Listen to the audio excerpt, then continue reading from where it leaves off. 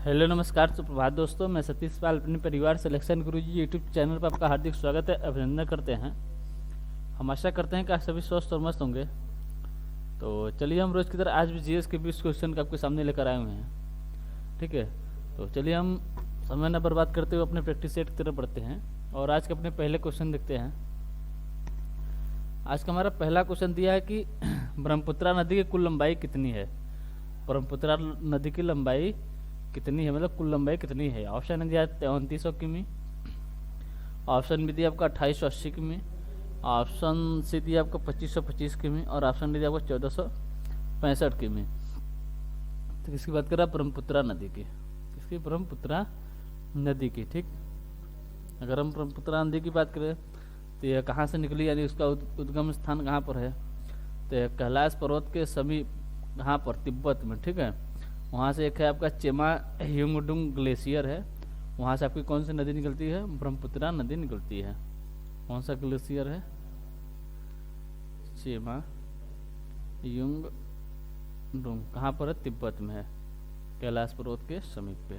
ठीक, तो तिब्बत से आपकी चेमा ह्यूंगडुंग ग्लेशियर से कौन सी नदी निकलती है? ब्रह्मपुत्रा नदी निकलती है। ठीक है, और इसके नाम, अगर ब्रह्मपुत्रा नदी के नाम के बारे में बात करें तो अलग अलग राज्यों या अलग अलग देशों में से अलग अलग नामों से पुकारा जाता है। जैसे हम बात करें, जैसे सांगपो में तिब्बत में किस नाम से जाना जाता है? ब्रह्मपुत्रा नदी को तिब्बत में किस नाम से जानते हैं? तो यहाँ पर बोला जाता है सांगपो नदी।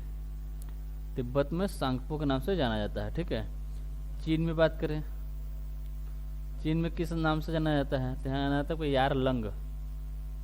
यारलंग नदी के नाम से कहाँ पर? चीन में जाना जाता है, यारलंग। ठीक, यारलंग, यही पे यारलंग जांगो भी कहा जाता है। यारलंग जांगो नदी कहाँ पर कहा जाता है? चीन में कहा जाता है। ठीक, अगर पूछे अरुणाचल प्रदेश में किस नाम से जाना जाता है?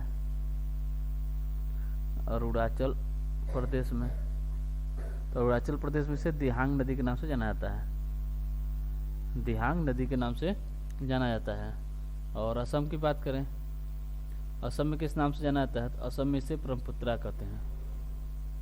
असम में इसे ब्रह्मपुत्रा के नाम से जाना जाता है। बांग्लादेश की बात करें, बांग्लादेश में किस नाम से जाना जाता है? बांग्लादेश में इसे जमुना के नाम से जाना जाता है। किस नाम से? जमुना के नाम से बांग्लादेश में से जाना जाता है। ठीक है, अगर पूछे ब्रह्मपुत्रा नदी कहाँ से, मतलब भारत में प्रवेश करती है, तो यह भारत में आपके नामचा बरवा पर्वत के बगल में यांग्याप दर्रा से भारत में प्रवेश करती है। कौन सा दर्रा है? यांग्याप दर्रा। यांग्याप दर्रा, यांग्याप दर्रा से कहाँ पर प्रवेश करती है? भारत के अरुणाचल प्रदेश में। ये कहाँ पर है? ये आपके नामचा बरवा पर्वत के पास है। ठीक, यहाँ से आपकी ब्रह्मपुत्रा नदी कहाँ पर? भारत में प्रवेश कर जाती है। ठीक, ठीक है, तो क्या होगा? अब पूछा था भारत की ब्रह्मपुत्रा की कुल लंबाई, तो यह कितनी है? 2900 किमी। कितनी है? 2900 किमी, यानी ऑप्शन है हमारा जो है ये सही आंसर होता है। अगर पूछे भारत में इसकी लंबाई कितनी है, ये तो टोटल है, तिब्बत से लेके बांग्लादेश तक की लंबाई कितनी है? 2900 किमी। अगर पूछे भारत में इसकी लंबाई कितनी है, भारत में इसकी 916 किमी। 916 किमी, भारत में इसकी लंबाई कितनी है? 916 किमी। ठीक है, अब पूछे विश्व की सबसे ऊंची नौकागम्य नदी कौन सी है, तो आपकी ब्रह्मपुत्रा नदी है। विश्व की सबसे ऊंची नौकागम्य नदी पूछे तो कौन सी नदी हो जाएगी? आपकी ब्रह्मपुत्रा नदी हो जाएगी। अगला क्वेश्चन देखते हैं। अगला क्वेश्चन दिया कि वंशदा राष्ट्रीय उद्यान निम्न में से किस राज्य में स्थित है। ऑप्शन ए दिया आपका झारखंड, ऑप्शन बी दिया गुजरात, ऑप्शन सी दिया आंध्र प्रदेश और ऑप्शन डी दिया मध्य प्रदेश।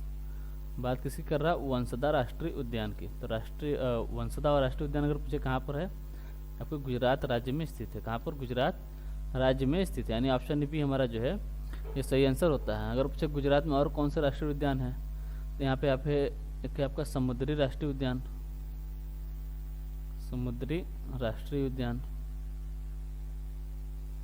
एक है आपका गिर वन राष्ट्रीय उद्यान, गिर वन राष्ट्रीय उद्यान। ठीक है, और एक है आपका ब्लैक बक, ब्लैक बक राष्ट्रीय उद्यान पूछे कहाँ पर? ये भी आपके गुजरात में। कौन कौन से हो गए? वंशदा हो गया, समुद्री हो गया, गिरवन राष्ट्रीय उद्यान और ब्लैकबक राष्ट्रीय उद्यान सब आपके कहाँ पर, आपके गुजरात राज्य में स्थित है। अगला क्वेश्चन देख लेते हैं। अगला क्वेश्चन दिया सातवाहन वंश का संस्थापक कौन है। सातवाहन वंश का संस्थापक कौन है। ऑप्शन ने दिया आपको वासुदेव, ऑप्शन बी दिया आपको सुशर्मन, और ऑप्शन सी दिया है आपका सिमुख, और ऑप्शन डी दिया आपको सातकर्णी प्रथम।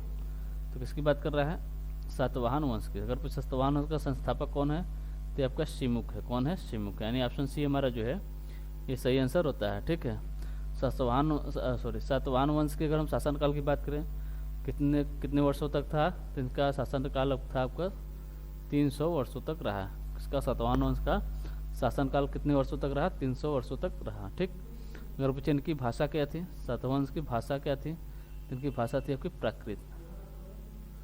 भाषा कैसी थी, प्राकृत।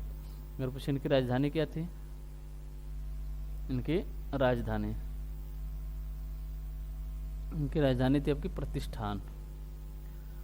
राजधानी पूछे, राजधानी क्या थी, तो राजधानी थी आपकी प्रतिष्ठान। ठीक है, जो कि आपके दक्षिण भारत में है। किस नदी के पास है, तो आपको गोदावरी नदी के पास है। ठीक है, और सिमुख ने इसकी मतलब सातवाहन वंश का स्थापना किया था, मतलब किसकी हत्या करके, इन्होंने सुशर्मन की हत्या करके किसकी स्थापना की थी, सातवाहन वंश की स्थापना किसने किया, सिमुख ने किया। सातवाहन का शासनकाल 300 वर्षों तक था। इनकी भाषा कैसी थी, प्राकृत थी। इनकी राजधानी क्या है, तो आपकी प्रतिष्ठान है, जो कि आपके दक्षिण भारत में स्थित है। किस नदी के तट पर है, तो आपके गोदावरी नदी के तट पर स्थित है। ठीक, और सातवाहन वंश को ही आपको आंध्र का सातवाहन भी कहा जाता है। आंध्र का सातवाहन वंश भी किसे कहा जाता है, आपके सातवाहन वंश को ही कहा जाता है। अगर पूछे सातवाहन वंश की जानकारी कहाँ से मिलती है, तो मिलती है आपकी नागनिका अभिलेख है, नासिक अभिलेख है, और हाथी गुम्फा अभिलेखों से सातवाहन वंश के बारे में आपकी जानकारी मिलती है। ठीक है, अगला क्वेश्चन देख लेते हैं। अगला क्वेश्चन दिया है सेंट्रल राइस रिसर्च इंस्टीट्यूट किस राज्य में स्थित है, मतलब राष्ट्रीय चावल अनुसंधान संस्थान किस राज्य में स्थित है। ऑप्शन दिया उड़ीसा, ऑप्शन बी दिया गुजरात, ऑप्शन सी दिया आपका पंजाब, और ऑप्शन डी दिया आपका उत्तराखंड। तो सेंट्रल राइस रिसर्च इंस्टीट्यूट की बात करें तो कहाँ पर है, कटक उड़ीसा में है। कहाँ पर, कटक, उड़ीसा के कटक शहर में है। ठीक है, यानी राष्ट्रीय चावल अनुसंधान संस्थान कहाँ पर है, कटक उड़ीसा में। अगर पूछे अंतर्राष्ट्रीय कहाँ है, तो फिलीपींस मनीला में है। अंतर्राष्ट्रीय अगर पूछे अंतर्राष्ट्रीय चावल अनुसंधान संस्थान कहाँ पर है, आपके फिलीपींस मनीला में, और राष्ट्रीय पूछे तो आपके कटक उड़ीसा में है। ठीक है, अगर हम ऑप्शन बी की बात करें, गुजरात की बात करें, तो गुजरात में क्या है, यहाँ पे आपका सेंट्रल नमक और समुद्री रसायन अनुसंधान संस्थान है। क्या है, सेंट्रल नमक और समुद्री रसायन अनुसंधान संस्थान।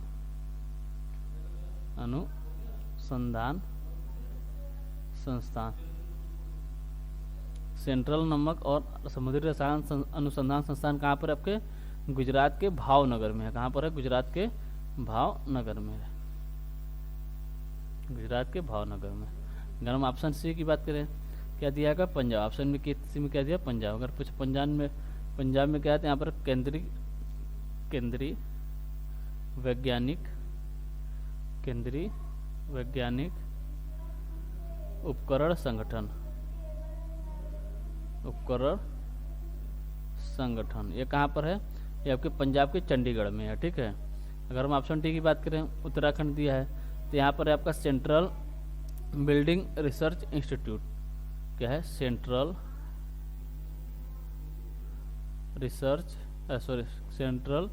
बिल्डिंग रिसर्च इंस्टीट्यूट है।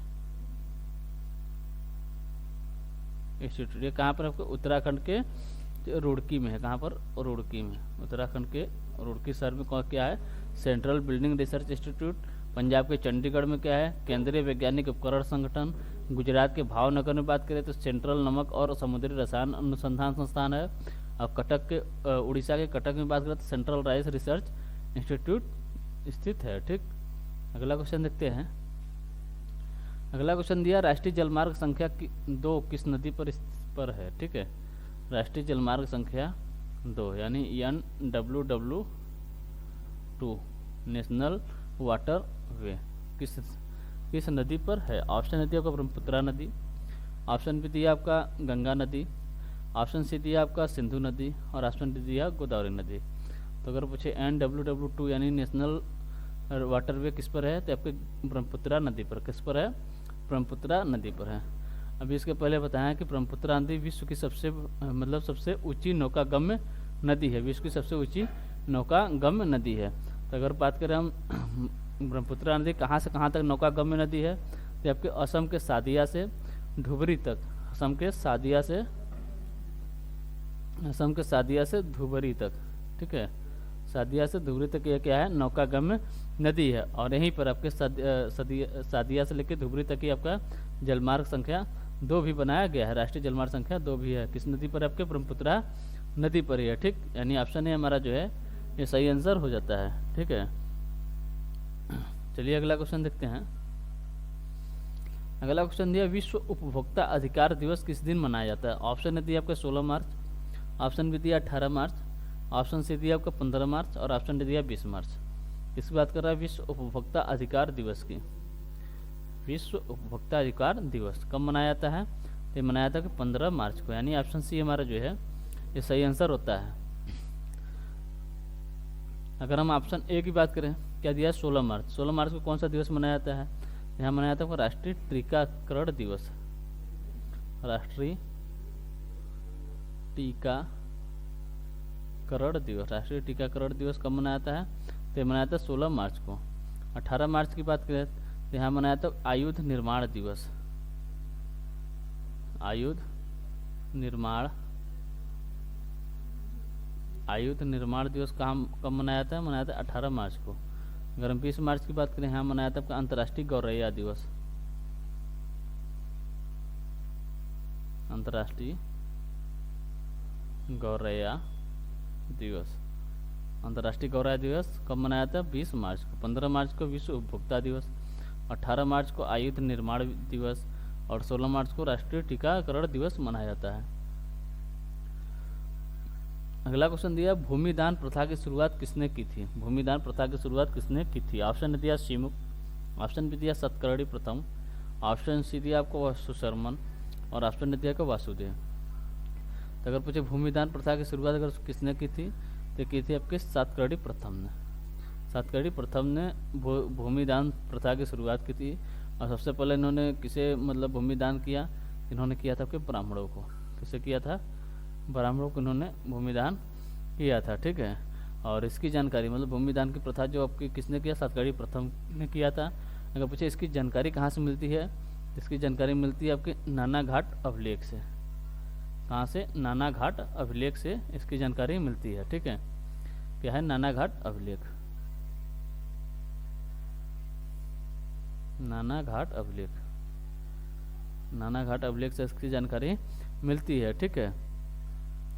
और यह अभिलेख की बात करें, यह अभिलेख किसने जारी कराया था? यह अभिलेख किसने कराया था? सतकर्णी प्रथम की पत्नी। सतकर्णी प्रथम की पत्नी कौन थी? यह थी नागनिका। नागनिका ने इस अभिलेख को जारी कराया था। किस अभिलेख को? नानाघाट अभिलेख को, जिससे यह पता चलता है कि भूमिदान प्रथा की शुरुआत किसने की? सतकर्णी प्रथम ने की, ठीक। और क्या हो गया? तो हमारा आंसर क्या हो गया? भूमिदान की प्रथा की शुरुआत किसने? सतकर्णी प्रथम, यानी ऑप्शन बी हमारा जो है ये सही आंसर होता है। अगर पूछे यहाँ पर सतकर्णी प्रथम की उपाधि यानी अन्य नाम की बात करें या उपाधि बोल रहे, उपाधि इनकी क्या क्या थी? इनकी उपाधि क्या थी? इनकी उपाधि तो दक्षिणा पथपति। क्या थी? दक्षिणा पथपति, दक्षिणा पथपति। एक थी आपके प्रतिष्ठानपति, प्रतिष्ठानपति, प्रतिष्ठानपति। एक थी आपके एल्डर सैरगोन, एल्डर सैरागोन है, एल्डर सैरागोन। एक किसकी उपाधि थी? ये सब आपके सतकर्णी प्रथम की उपाधि थी। इन्होंने अपनी राजधानी प्रतिष्ठान से क्या कर दिया था? अमरावती को इन्होंने अपनी राजधानी बनाया था। अगला क्वेश्चन देखते हैं। अगला क्वेश्चन दिया किसी भी खाद्य श्रृंखला में शीर्ष स्तर पर कौन कब्जा कर लेता है? ऑप्शन ए दिया आपका मनुष्य, ऑप्शन बी दिया आपका चील, ऑप्शन सी दिया आपका सर्प और ऑप्शन डी दिया आपका शेर। तो किसी भी खाद्य श्रृंखला में शीर्ष स्तर पर अगर पूछे कौन कब्जा कर लेता है तो कर लेता है आपका मनुष्य। ठीक, कोई भी खाद्य श्रृंखला हो सबसे पहले उस पर कौन हावी होता है? मनुष्य ही हावी होता है। यानी ऑप्शन ए हमारा जो है ये सही आंसर होता है। अगला क्वेश्चन दिया, माजुली द्वीप विश्व का सबसे बड़ा नदी द्वीप है जो डैश नदी पर है। ऑप्शन ने दिया गंगा नदी, ऑप्शन बी दिया ब्रह्मपुत्रा नदी, ऑप्शन सी दिया गोदावरी नदी, और ऑप्शन डी दिया आपका सिंधु नदी। तो माजुली द्वीप की बात करें तो माजुली द्वीप अगर पूछे किस नदी पर है तो आपको ब्रह्मपुत्रा नदी पर है। किस द्वीप पर है? ब्रह्मपुत्रा नदी पर है। ठीक है, और इस द्वीप पर अगर पूछे कौन सी जाति निवास करती है तो यहाँ आपकी सोनीवाल जनजाति, सोनीवाल जनजाति अगर पूछे कहाँ निवास करती है? माजुली द्वीप पर निवास करती है। सोनीवाल जनजाति यहाँ पर निवास करती है। ठीक है, और यह भारत का सबसे पहला द्वीपीय जिला बन गया है। भारत का सबसे पहला द्वीपीय जिला अगर पूछे कौन सा बन गया है तो आपको माजुली द्वीप ही बना है। ठीक है, माजुली द्वीप ही बना है। ठीक, यहीं पर एक और है, इसी पर है आपका कौन सा? नेशनल मतलब राष्ट्रीय जलमार्ग संख्या 2 भी है, और यही इसी की सहायक नदी है आपको कौन सी? बराक नदी, जिस पर राष्ट्रीय जलमार्ग संख्या 6 है, यानी NWW6 किस नदी पर है? बराक नदी पर। किस नदी पर है? बराक नदी, जो कि किसकी सहायक नदी है? ब्रह्मपुत्रा की सहायक नदी है। अगर पूछे ब्रह्मपुत्रा की और कौन कौन सी सहायक नदियां हैं, एक है आपकी दिवांग, क्या है? दिवांग नदी है। ठीक है, लोहित नदी है, कौन सी? लोहित नदी है। एक है आपकी धनसिरी है, सुबनसिरी है। धनसिरी और सुबनसिरी किसकी सहायक नदियां हैं? आपकी ब्रह्मपुत्रा की सहायक नदियां हैं।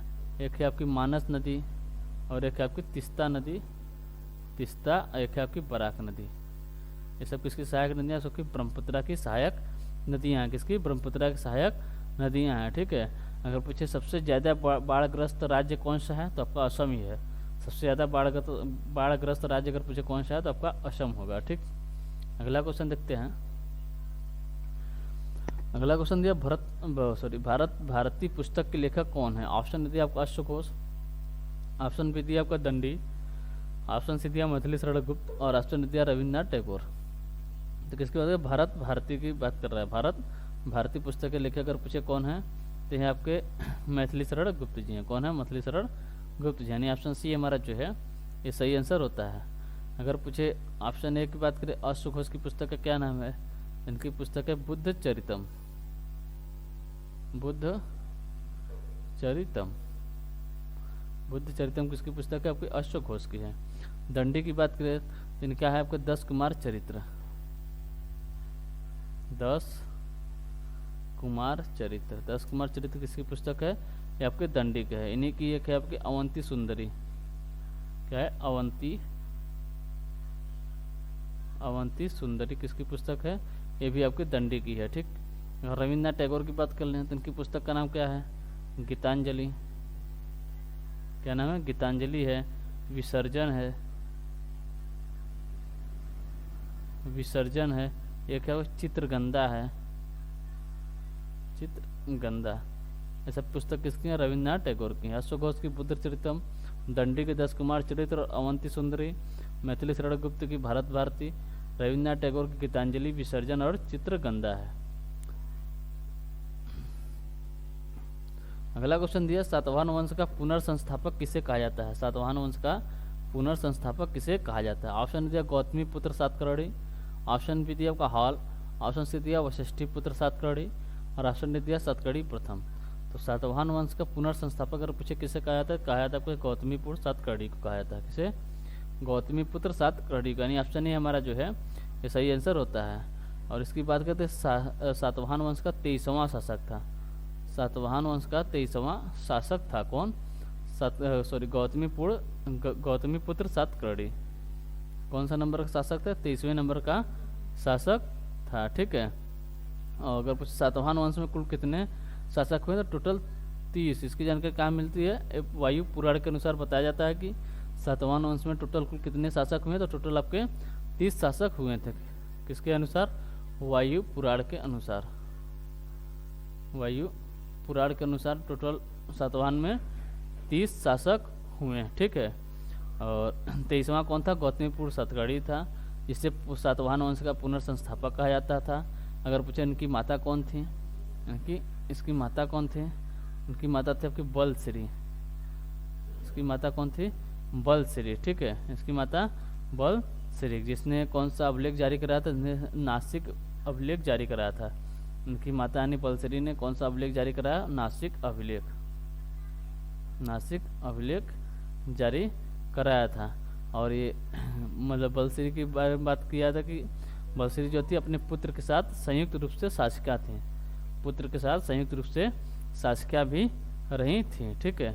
और सातवाहन वंश का अगर पूछे समाज कैसा था, तो सातवाहन वंश का समाज था पितृसत्तात्मक, पितृसत्तात्मक, ये सातवाहन वंश का समाज था। कैसा था पूछे, आपके पितृसत्तात्मक समाज था। अगला क्वेश्चन दिया कि विकासवाद का सिद्धांत निम्नलिखित में से किसने दिया था। ऑप्शन दिया आपका Gregor John Mendel, option B दिया Charles Robert Darwin, option C दिया आपको अल्बर्ट आइंस्टीन, और ऑप्शन डी दिया आपको मैडम क्यूरी। तो विकासवाद का सिद्धांत अगर पूछे किसने दिया था, ये दिया था चार्ल्स रॉबर्ट डार्विन ने दिया था। किसने, चार्ल्स रॉबर्ट डार्विन, यानी ऑप्शन बी हमारा जो है ये सही आंसर होता है। अगला क्वेश्चन दिया बिहार का शोक किस नदी को कहा जाता है। ऑप्शन दिया कोसी नदी, ऑप्शन बी दिया रामगंगा नदी, ऑप्शन सी दिया ब्रह्मपुत्रा नदी, और ऑप्शन डी दिया आपका गंगा नदी।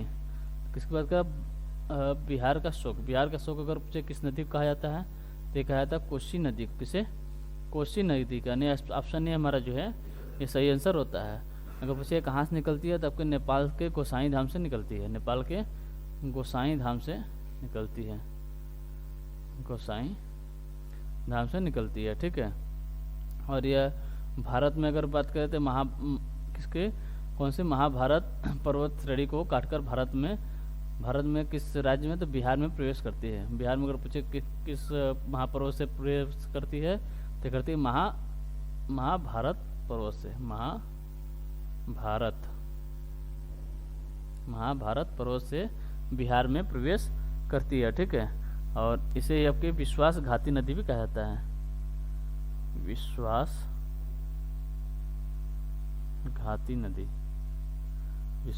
नदी। बिहार का शोक नदी कोसी नदी, यह कहाँ से निकली, नेपाल के गोसाई धाम से निकली है। भारत में मतलब कहाँ से प्रवेश करती है, तो महाभारत पर्वत से किस राज्य में, बिहार में प्रवेश करती है। इसे विश्वासघाती नदी भी कहा जाता है।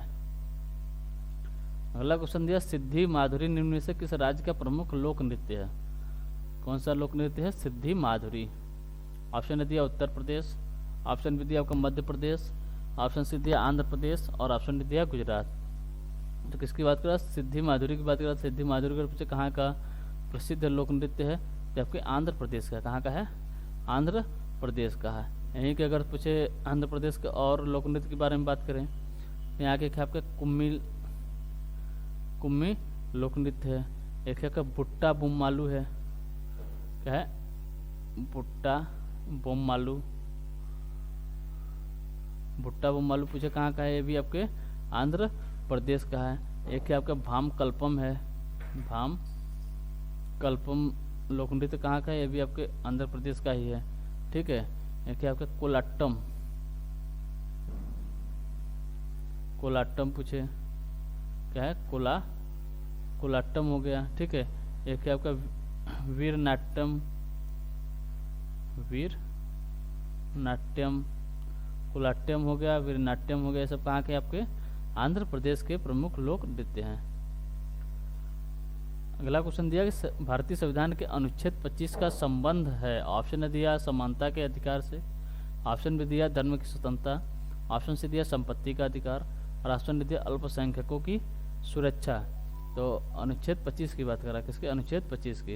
अनुच्छेद 25 का अगर पूछे संबंध किससे है, तो आपके धर्म की स्वतंत्रता से। किससे है, धर्म की स्वतंत्रता से है, ठीक है। इसी अनुच्छेद 25 की ही वजह से सिखों को कृपाण अर्थात तलवार रखने की, और मुस्लिम को दाढ़ी रखने की, और हिंदू को टिक्का मतलब टिक्की लगाने की स्वतंत्रता किस अनुच्छेद के अंतर्गत आता है, जबकि अनुच्छेद 25 के अंतर्गत बताया गया, ठीक है। ऑप्शन ए की बात करें समानता का अधिकार किसमें दिया है, अनुच्छेद 14 में दिया गया है। संपत्ति का अधिकार की बात करते हैं 19 में था, अब 301 के अंतर्गत है। और अल्पसंख्यकों की सुरक्षा यानी छुआछूत का अंत किसमें बताया गया, कोई अनुच्छेद 17 में बताया गया है। अगला क्वेश्चन देख लेते हैं।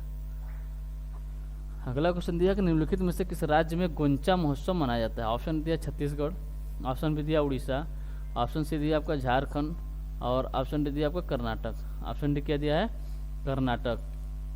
तो किसकी बात करें, गोंचा महोत्सव। गोंचा महोत्सव अगर पूछे कहाँ मनाया जाता है, मनाया जाता है आपके छत्तीसगढ़ में। कहाँ पर, छत्तीसगढ़ में मनाया जाता है। यानी ऑप्शन ए हमारा जो है ये सही आंसर होता है।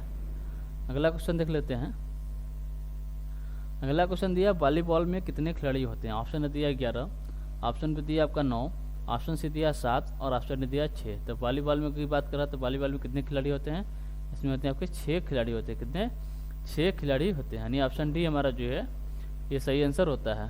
अगर हम ऑप्शन ए की बात करें, क्या दिया 11, तो 11 किस में होते हैं आपके, क्रिकेट में होते हैं। 11 खिलाड़ी किस में होते हैं, क्रिकेट में होते हैं, हॉकी में होते हैं, क्रिकेट में होते हैं, हॉकी में होते हैं और फुटबॉल में होते हैं। इसमें फुटबॉल में, क्रिकेट, हॉकी, फुटबॉल में कितने खिलाड़ी आपके, 11 खिलाड़ी होते हैं। और 9 खिलाड़ी की बात करें तो किस में होते हैं, बेसबॉल में होते हैं, बेसबॉल में होते हैं और खो खो में होते हैं। कहाँ पर, खो खो में। बेसबॉल और खो खो में कितने खिलाड़ी होते हैं, 9 खिलाड़ी होते हैं। 7 खिलाड़ी की बात करें तो होते हैं आपके नेट बॉल, किसमें, नेट बॉल, वाटर पोलो और कबड्डी में। वाटर पोलो और कबड्डी में कितने खिलाड़ी होते हैं, ये आपके 7 खिलाड़ी।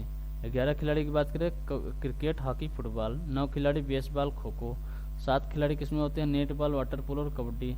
अब बात करें वॉलीबॉल में तो आपके 6 खिलाड़ी होते हैं। अगला क्वेश्चन देख लेते हैं। अगला क्वेश्चन दिया उस अम्ल की पहचान कीजिए जो जिंक को जिंक सल्फेट में परिवर्तित करता है। ऑप्शन दिया सल्फ्यूरिक अम्ल, ऑप्शन भी दिया आपका एस्टिक अम्ल और ऑप्शन सी दिया आपका नाइट्रिक अम्ल और ऑप्शन डी दिया आपका हाइड्रोक्लोरिक अम्ल। तो जिंक को जिंक सल्फेट में परिवर्तित करता है, मतलब कौन सा अम्ल है, तो वो है आपका सल्फ्यूरिक अम्ल है। कौन सा अम्ल है, सल्फ्यूरिक अम्ल है। यानी ऑप्शन ए हमारा जो है सही आंसर होता है।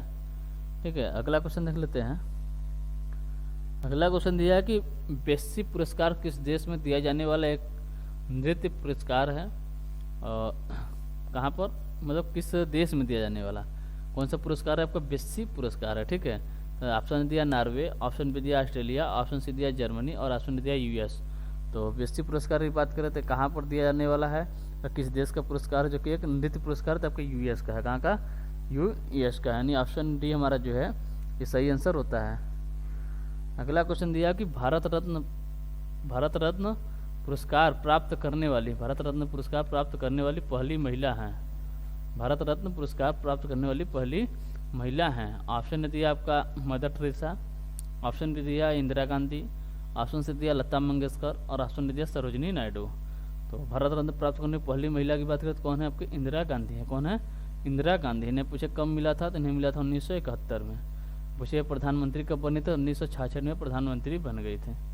ठीक है, और 1971 में इन्हें कौन सा पुरस्कार मिला था, भारत रत्न पुरस्कार मिला था। हम मदर टेरेसा की बात करें तो इन्हें अगर पूछे भारत रत्न पुरस्कार कब दिया गया था, 1980 में दिया गया। कब, 1980 में। और इन्हें 1979 में यानी 1979 में कौन सा नोबल पुरस्कार मिला था, नोबल पुरस्कार मिला था। ठीक है, लता मंगेशकर की बात करें तो इन्हें कब मिला, इन्हें 2001 में आपका भारत रत्न सम्मान से मतलब सम्मानित किया गया था। ठीक है, अगर पूछे भारत की पहली महिला गायिका जिसे भारत रत्न प्राप्त मिला, भारत रत्न मतलब मिला, तो मिला था उन्हें 1998 में।